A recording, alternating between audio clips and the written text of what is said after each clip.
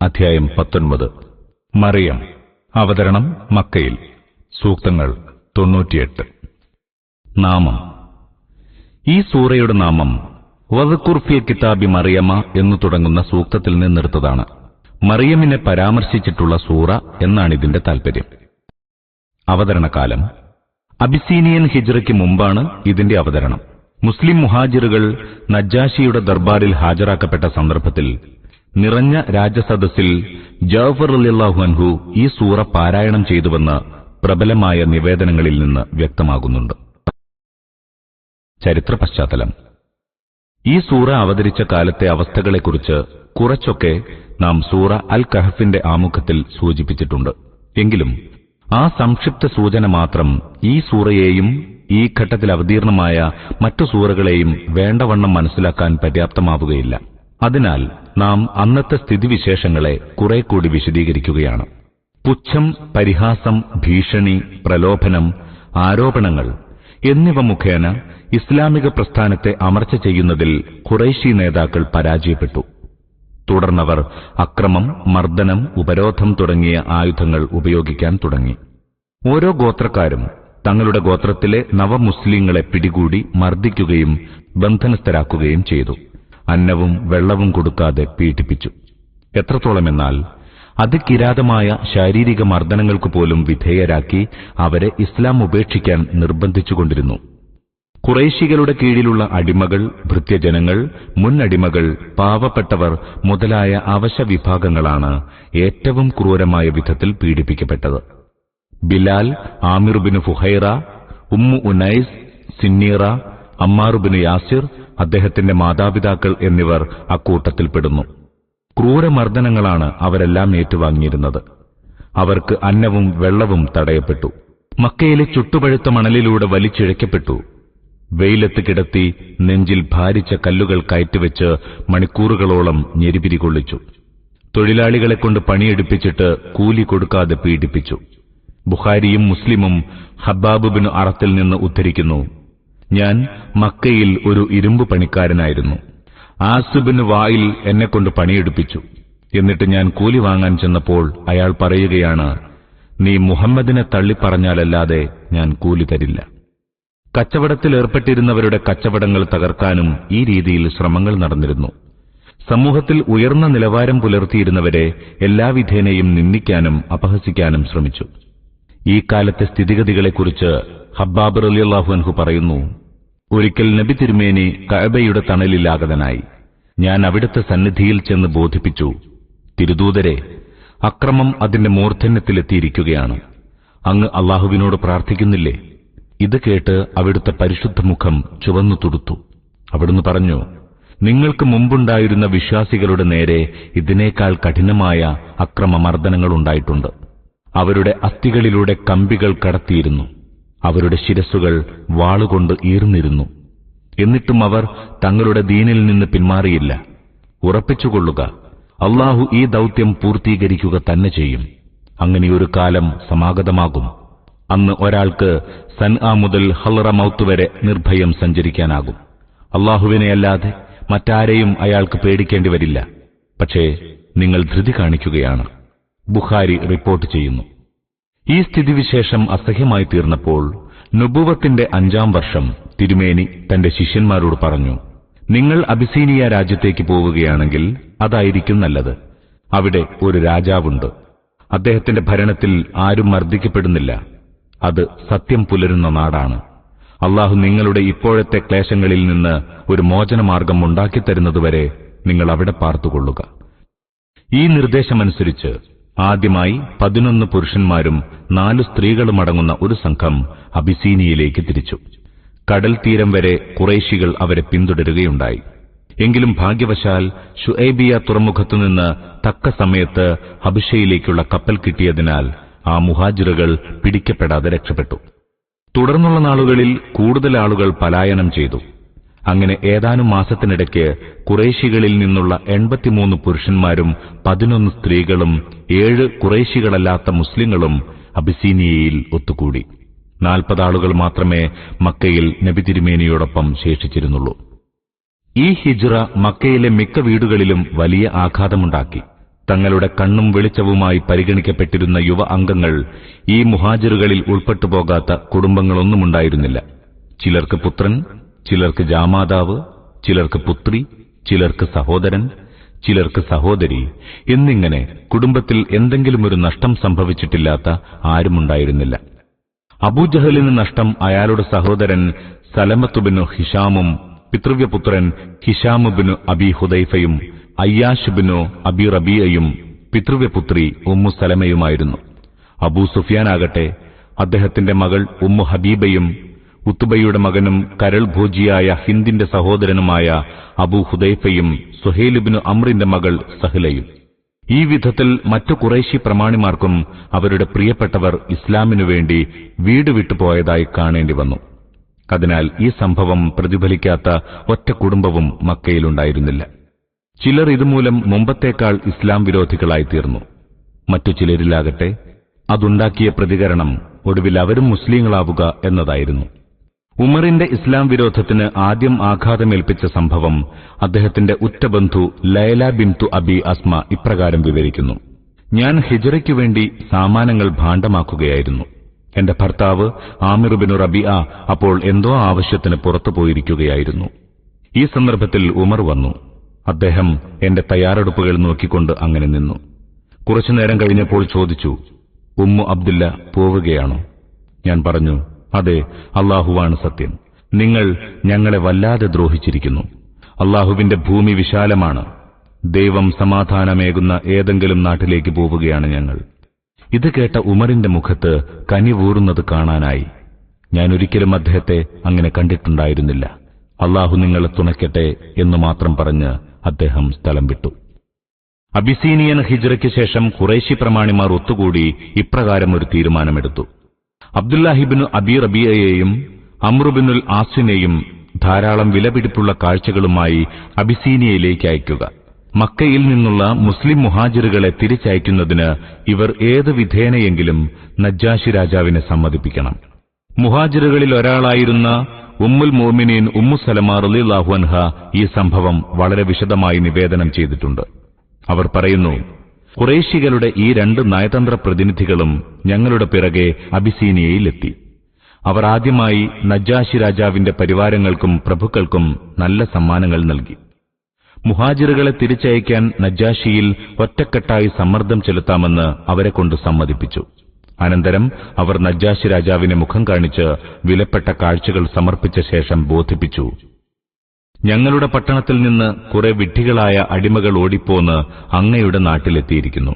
അവരെ തിരിച്ചയച്ചു തരണമെന്ന് അങ്ങയോട് അപേക്ഷിക്കുന്നതിനു വേണ്ടി നാട്ടുമുഖ്യന്മാർ ഞങ്ങളെ അയച്ചിരിക്കുകയാണ്.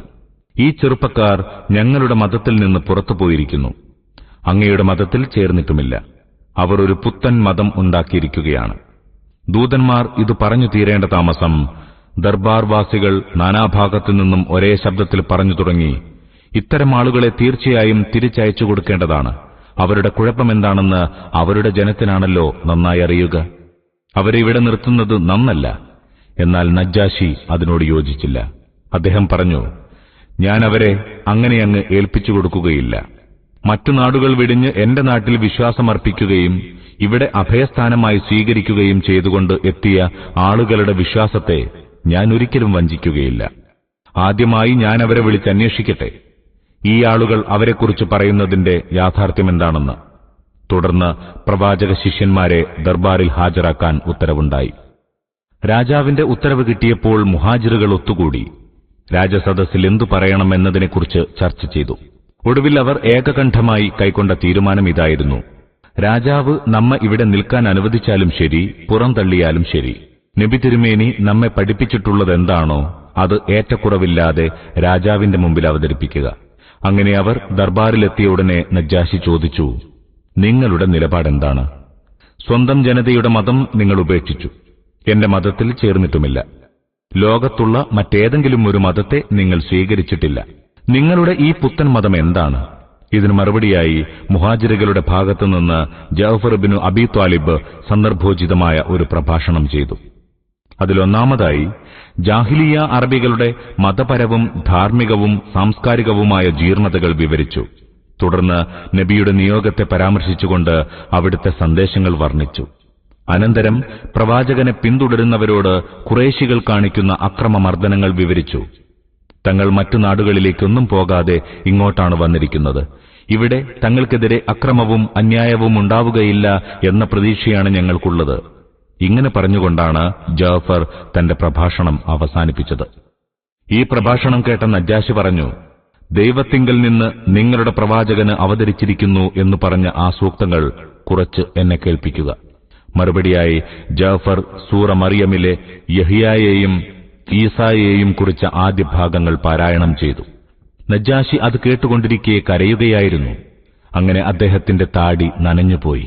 ജാഫർ പാരായണത്തിൽ നിന്ന് വിരമിച്ചപ്പോൾ നജ്ജാശി പറഞ്ഞു, ഈ വചനങ്ങളും യേശു കൊണ്ടുവന്ന വചനങ്ങളും ഒരേ സ്രോതസ്സിൽ നിന്ന് വരുന്നതാകുന്നു. അല്ലാഹുവാണ് സത്യം, ഞാൻ നിങ്ങളെ ഇവർ കേൾപ്പിച്ചു കൊടുക്കുകയില്ല. പിറ്റേ ദിവസം അംർ ഇബ്നുൽ ആസ് നജ്ജാശിയോട് പറഞ്ഞു, മേരി പുത്രൻ യേശുവിനെക്കുറിച്ച് അവരുടെ വിശ്വാസമെന്താണെന്ന് അവരെ വിളിച്ചൊന്ന് അന്വേഷിച്ചു നോക്കിയാലും. ഇക്കൂട്ടർ അദ്ദേഹത്തെക്കുറിച്ച് ഒരു ഭയങ്കരവാദമാണ് ഉന്നയിക്കുന്നത്. നജ്ജാശി വീണ്ടും മുഹാജിറുകളെ വിളിപ്പിച്ചു. അംറിന്റെ കുതന്ത്രം മുഹാജിറുകൾ നേരത്തെ അറിഞ്ഞിരുന്നു. നജ്ജാശി രാജാവ് ഈസായെക്കുറിച്ച് ചോദിച്ചാൽ എന്താണ് പറയേണ്ടതെന്ന് അവർ ഒത്തുകൂടി ചർച്ച ചെയ്തു. സന്ദർഭം വളരെ സങ്കീർണമായിരുന്നു. എല്ലാവരും പരിഭ്രമിച്ചു പോയിരുന്നു. എങ്കിലും അവർ തീരുമാനിച്ചു, എന്തു വന്നാലും ശരി, അല്ലാഹു അരുളിയതും അവന്റെ ദൂതൻ പഠിപ്പിച്ചു തന്നതുമായ കാര്യങ്ങൾ തന്നെ പറയുക. അങ്ങനെ അവർ ദർബാറിൽ ചെന്നു. തുടർന്ന് നജ്ജാശി അംർ ഇബ്നുൽ ആസിന്റെ ചോദ്യമുന്നയിച്ചപ്പോൾ ജഅഫർ ഇബ്നു അബീ ത്വാലിബ് എഴുന്നേറ്റ് നിന്ന് ഒരു സങ്കോചവുമില്ലാതെ പ്രസ്താവിച്ചു, അദ്ദേഹം അല്ലാഹുവിന്റെ ദാസനും ദൂതനും അവങ്കിൽ നിന്ന് കന്യകയായ മറിയമിൽ നിക്ഷേപിച്ച ഒരാത്മാവും ഒരു വചനവുമാകുന്നു. ഇത് കേട്ടപ്പോൾ നജ്ജാശി നിലത്തുനിന്ന് ഒരു കച്ചിത്തുരുമ്പെടുത്ത് ഉയർത്തിക്കൊണ്ടു പറഞ്ഞു, ദൈവമാണ് സത്യം, യേശു മിശിഹ നിങ്ങൾ പറഞ്ഞതിനേക്കാൾ ഈ കച്ചിത്തുരുമ്പോളം പോലും അധികമല്ല. അനന്തരം നജ്ജാശി ഖുറൈശികളയച്ച കാഴ്ചകളെല്ലാം ഞാൻ കൈക്കൂലി വാങ്ങാറില്ല എന്ന് പറഞ്ഞ് തിരിച്ചയച്ചു. മുഹാജിറുകളോട് അദ്ദേഹം പറഞ്ഞു, നിങ്ങൾ സമാധാനമായി പാർത്തുകൊള്ളുക. പ്രമേയങ്ങളും ചർച്ചകളും. ഈ ചരിത്ര പശ്ചാത്തലം മുന്നിൽ വെച്ച് ചിന്തിച്ചാൽ പ്രഥമമായും പ്രകടമാകുന്ന ഒരു കാര്യമിതാണ്, മുസ്ലിങ്ങൾ മർദ്ദിതരായ അഭയാർത്ഥികളെന്ന നിലയിൽ സ്വദേശം വെടിഞ്ഞാണ് മറ്റൊരു നാട്ടിലേക്ക് പോയത്. ആ സാഹചര്യത്തിൽ പോലും അല്ലാഹു അവരോട് ദീൻ കാര്യത്തിൽ അണു അളവ് നീക്കുപോക്ക് അവലംബിക്കാൻ നിർദ്ദേശിച്ചില്ല. മാത്രമല്ല, പുറപ്പെടുമ്പോൾ പാഥേയമായി അവരുടെ കൂടെ ഈ സൂറ ഉണ്ടായിരുന്നു. ക്രിസ്ത്യാനികളുടെ നാട്ടിൽ ക്രിസ്തുവിന് ശരിയായ രൂപത്തിൽ അവതരിപ്പിക്കാനും അദ്ദേഹം ദൈവപുത്രനാണെന്ന സങ്കല്പത്തെ വ്യക്തമായി നിഷേധിക്കാനും വേണ്ടിയായിരുന്നു അത്. ആദ്യത്തെ 2 ഖണ്ഡികകളിൽ യഹ്യായുടെയും ഈസായുടെയും കഥ കേൾപ്പിച്ചിരിക്കുന്നു. അതിനുശേഷം 3-ാം ഖണ്ഡികയിൽ അന്നത്തെ സന്ദർഭത്തിന് അനുചിതമായി ഇബ്രാഹീമിന്റെ കഥ അവതരിപ്പിച്ചിരിക്കുന്നു. കാരണം ഇതേ വിധമുള്ള സാഹചര്യത്തിലാണ് അദ്ദേഹവും തന്റെ പിതാവിന്റെയും കുടുംബത്തിന്റെയും നാട്ടുകാരുടെയും മർദ്ദനം സഹിക്കാനാവാതെ നാടുവിട്ടത്. ഇതുവഴി ഒരു വശത്ത് മക്കാ മുശ്രിക്കുകളെ പഠിപ്പിക്കുകയാണ്, ഇന്ന് ദേശത്യാഗം ചെയ്യുന്ന ഈ മുസ്ലിങ്ങൾ ഇബ്രാഹീമിന്റെ സ്ഥാനത്താണ്. നിങ്ങളോ നിങ്ങളുടെ പിതാവും ആചാര്യനുമായ ഇബ്രാഹീമിനെ നാട്ടിൽ നിന്ന് ആട്ടിയോടിച്ച ആ മർദ്ദകരുടെ സ്ഥാനത്തും. മറുവശത്ത് മുഹാജിറുകൾക്ക് ഇപ്രകാരം സുവാർത്ത നൽകുകയും ചെയ്യുന്നു, ഇബ്രാഹിം നബി എപ്രകാരം ദേശത്യാഗം കൊണ്ട് നശിച്ചു പോകാതെ കൂടുതൽ ഉന്നതനായി തീർന്നുവോ അതേ പ്രകാരമുള്ള മഹത്തായ പരിണതിയാണ് നിങ്ങളെയും കാത്തിരിക്കുന്നത്. അതിനുശേഷം 4-ാം ഖണ്ഡികയിൽ മറ്റു പ്രവാചകന്മാരെ അനുസ്മരിക്കുന്നു. അതിന്റെ താൽപര്യമിതാണ്, മുഹമ്മദ് നബി കൊണ്ടുവന്ന അതേ ദീൻ തന്നെയാണ് എല്ലാ പ്രവാചകന്മാരും കൊണ്ടുവന്നിട്ടുള്ളത്. പക്ഷേ പ്രവാചകന്മാരുടെ കാലശേഷം അവരുടെ സമുദായങ്ങൾ വ്യതിചലിച്ചുകൊണ്ടിരുന്നു. ഇന്ന് വ്യത്യസ്ത സമുദായങ്ങളിൽ കാണപ്പെടുന്ന മാർഗവ്യതിയാനങ്ങളെല്ലാം ആ വ്യതിചലനത്തിന്റെ ഫലങ്ങളാണ്. ഒടുവിലത്തെ 2 ഖണ്ഡികകളിൽ മക്കാ മുശ്രിക്കുകളുടെ മാർഗഭ്രംശം രൂക്ഷമായി വിമർശിക്കപ്പെട്ടിരിക്കുന്നു. പ്രഭാഷണം അവസാനിപ്പിച്ചുകൊണ്ട് വിശ്വാസികളെ ഇപ്രകാരം ആശംസിക്കുകയും ചെയ്തിരിക്കുന്നു, ശത്രുക്കളുടെ പ്രതിലോമ പ്രവർത്തനങ്ങളെല്ലാം ഉള്ളതോടൊപ്പം തന്നെ ഒടുവിൽ നിങ്ങൾ സൃഷ്ടികൾക്കെല്ലാം പ്രിയപ്പെട്ടവരായി തീരുക തന്നെ ചെയ്യും. ബിസ്മില്ലാഹിർ റഹ്മാനിർ റഹീം. പരമദയാലുവും കരുണാവാരിധിയുമായ അല്ലാഹുവിന്റെ നാമത്തിൽ. കാഫ് ഹാ യാ ഐൻ സാദ്. കാഫ് ഹായ ഐൻ സ്വാദ്. ذكر رحمة ربك عبده زكريا. നിന്റെ റബ്ബ് അവന്റെ ദാസൻ സക്കരിയായ്ക്ക് അരുളിയ അനുഗ്രഹത്തിന്റെ അനുസ്മരണം. താരതമ്യത്തിന് ഈ കഥ മറ്റു വാക്കുകളിൽ വിവരിച്ചിട്ടുള്ള സൂറ ആലു ഇമ്രാനിലെ 31 മുതൽ 41 വരെ ആയത്തുകളും അതിന്റെ വിശദീകരണവും ശ്രദ്ധിക്കുക. إذ نادى ربه نداء خفيا. അദ്ദേഹം തന്റെ റബ്ബിനോട് രഹസ്യമായി പ്രാർത്ഥിച്ചപ്പോൾ. ഇവിടെ പരാമർശിക്കുന്ന സക്കരിയ അലൈഹിസ്സലാം ഹാറൂന്റെ വംശപരമ്പരയിൽപ്പെട്ടയാളാണ്. അദ്ദേഹത്തിന്റെ അവസ്ഥ വ്യക്തമായി ഗ്രഹിക്കുന്നതിന് ഇസ്രായേലിയരുടെ പൗരോഹിത്യ വ്യവസ്ഥ നന്നായി മനസ്സിലാക്കിയിരിക്കേണ്ടതുണ്ട്. ഫലസ്തീൻ കൈവശപ്പെടുത്തിയ ശേഷം ഇസ്രായേലിയരുടെ രാജ്യ സംവിധാനം ഇപ്രകാരമായിരുന്നു. രാജ്യം യാക്കൂബിന്റെ സന്തതികളിൽ നിന്നുള്ള 12 ഗോത്രങ്ങൾക്കായി വീതിക്കപ്പെട്ടു.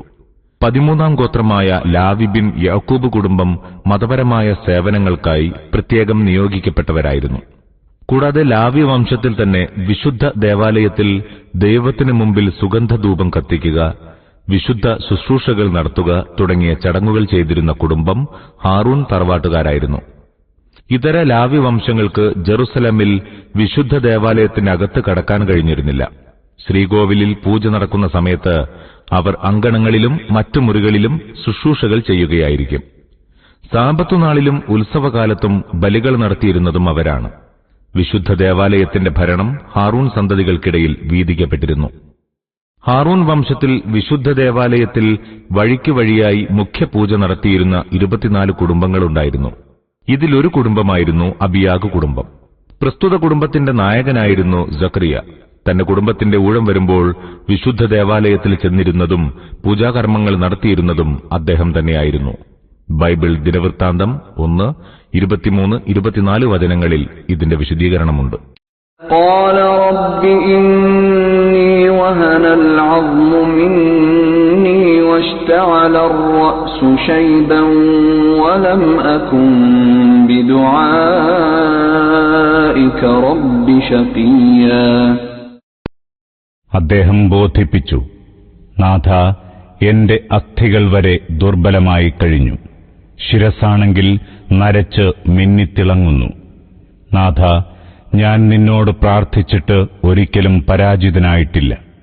وإني خفت الموالي من ورائي وكانت امرأتي عاقرا فهب لي من لدنك وليا. എനിക്ക് ശേഷമുള്ള എന്റെ ബന്ധുജനങ്ങളുടെ കാര്യത്തിൽ ആശങ്കാകുലനാണ് ഞാൻ. എന്റെ പത്നിയാവട്ടെ വന്ധ്യയാകുന്നു. അതിനാൽ നിന്റെ സവിശേഷമായ ഔദാര്യത്താൽ എനിക്ക് ഒരു പിൻഗാമിയെ പ്രദാനം ചെയ്യണമേ. താൽപര്യമിതാണ്, അബിയാഗ് കുടുംബത്തിൽ എനിക്ക് ശേഷം ഈ സ്ഥാനം അർഹിക്കുന്ന ആധ്യാത്മികവും ധാർമ്മികവുമായ നിലവാരമുള്ള ആരെയും കാണുന്നില്ല. ഇനി ഉയർന്നുവരുന്ന തലമുറയിൽ ദുർലക്ഷണങ്ങളാണ് കാണുന്നത്. يرثني ويرث من آل يعقوب واجعله رب رضيا. അവൻ എന്റെയും യാക്കൂബ് കുടുംബത്തിന്റെയും പിന്തുടർച്ചാവകാശിയാകണം. നാഥ, അവനെ പ്രീതിപ്പെട്ട മനുഷ്യനാക്കിത്തരണമേ. ഞാൻ എന്റെ മാത്രം അനന്തരാവകാശിയെയല്ല തീർന്നത്, മറിച്ച് വംശപിതാവായ യാക്കൂബിന്റെ കൂടി നന്മകളുടെ അനന്തരാവകാശിയെയാണ്. يا زكريا إنا نبشرك بغلام اسمه يحيى لم نجعل له من قبل سميا. ഉത്തരം നൽകപ്പെട്ടു, അല്ലയോ സക്കരിയ, നാം നിനക്കൊരു പുത്രന്റെ സുവിശേഷം നൽകുന്നു. അവന്റെ പേര് യഹ്യ എന്നായിരിക്കും. ഈ പേരിൽ ഇതിനു മുമ്പ് നാം ഒറ്റ മനുഷ്യനെയും സൃഷ്ടിച്ചിട്ടില്ല. ലൂക്കോസിന്റെ സുവിശേഷത്തിൽ ഇങ്ങനെയാണുള്ളത്. അവർ അവളോട് ചോദിച്ചു, നിന്റെ ചാർച്ചക്കാരിൽ ആർക്കും ഈ പേരില്ലല്ലോ. قال رب أنى يكون لي غلام وكانت امرأتي عاقرا وقد بلغت من الكبر عتيا.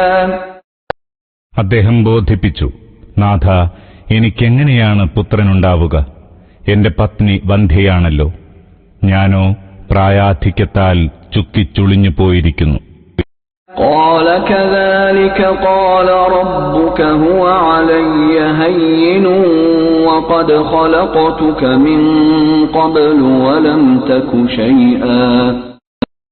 ഉത്തരം ലഭിച്ചു, അപ്രകാരം തന്നെ സംഭവിക്കും.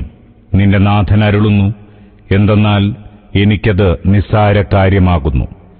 ഇതിനു മുമ്പ് നാം നിന്നെ സൃഷ്ടിച്ചിട്ടുള്ളതാണല്ലോ, നേരത്തെ നീ യാതൊരു വസ്തുവും അല്ലാതിരിക്കെ. സക്കറിയായുടെ ഈ ചോദ്യവും മലക്കുകളുടെ മറുപടിയും മനസ്സിലുണ്ടായിരിക്കണം. കാരണം മുന്നോട്ട് ചെല്ലുമ്പോൾ മറിയമിന്റെ കഥയിൽ ഇതേ വിഷയം വീണ്ടും വരുന്നുണ്ട്.